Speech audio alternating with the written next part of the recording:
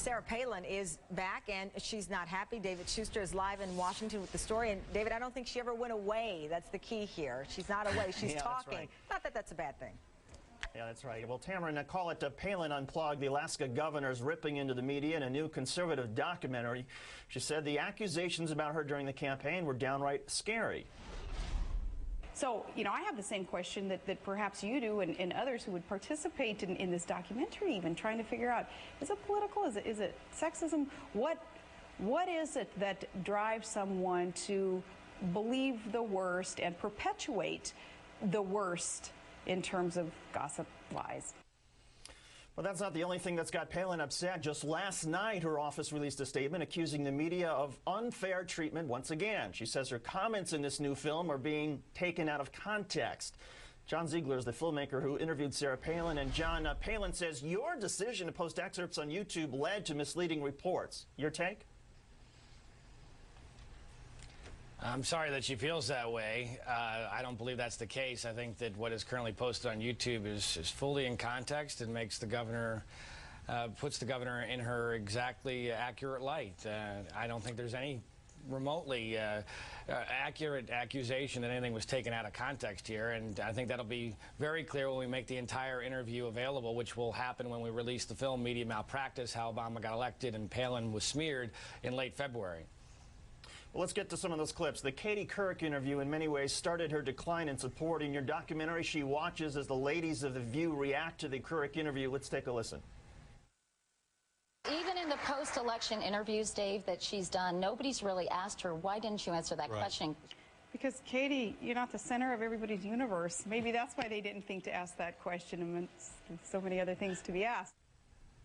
Of course, that was the question about what does she read. You've been quoted as saying that Palin was assassinated by the media? Well, I think that's accurate, although I think if anything's been taken out of context, wait a second, you think it's accurate to use the word assassinate? Wait a second. You think it's accurate to use the word assassinate in what the media, regardless of the heavy criticism, doesn't it diminish real assassinations when you throw out the word assassinate because Sarah Palin didn't like some of the questions she got in an interview? No, I believe that her character was assassinated, David, and I think this network played an enormous role in that process. And you just took the clip of Katie Couric answer out of context, which was rather ironic since you just read the statement from Governor Palin about being concerned about this interview being taken out of context. But MSNBC is clearly the pet network of Barack Obama, and I understand that. Well, John, even in your documentary, at least the clips that you've released, she still can't answer. At least it takes her several opportunities. She still really can't explain what she reads. I mean, isn't it? Does Sarah Palin take any responsibility? David, you didn't. That's ridiculous. You didn't watch the clip. Apparently, she clearly states watch the clip, and she talked about news articles that are widely circulated in Alaska. John, you are a joke. The joke is the fact that you and Sarah Palin can't take any responsibility. This is clearly an agenda by MSNBC. John, you and Sarah Palin can't take any responsibility for the fact that she wasn't prepared to run for vice president. Does she ever acknowledge in any of your interviews that maybe she had some responsibility for things not working out? So is that your opinion, David?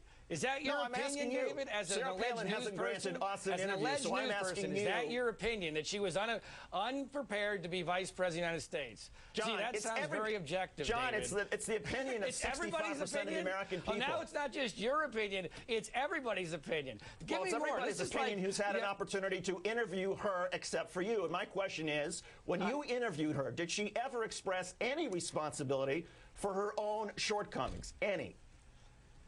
I feel like this is O.J. Simpson interviewing the cops. No, it's a yes or no answer. It's really, a simple yes or no answer. Did she express any responsibility for her own shortcomings? Yes, okay. you did. What? And if you had watched the YouTube clip that we released, you would have already realized that. But you've clearly seen this through the prejudiced eye of MSNBC, which has had an agenda since the beginning of this campaign, pro-Obama against Palin. It continues as opposed to the agenda for people like you to boost Sarah Palin, who is clearly unqualified. Most Americans, 65% say she was unqualified, and yet you and your colleagues are trying to circle back and get her ready for 2012. Well, I hope it's successful because we all love Sarah Palin. I'm going to be part of her campaign in 2012. All I care about is the truth and correcting based on the clips that I've seen, you've already started. In any case, John Ziegler.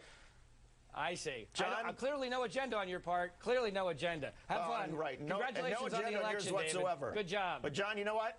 I love arguing with you, and you're always welcome to come back. Thank you, David. All right, John Ziegler's got an interesting documentary, whether you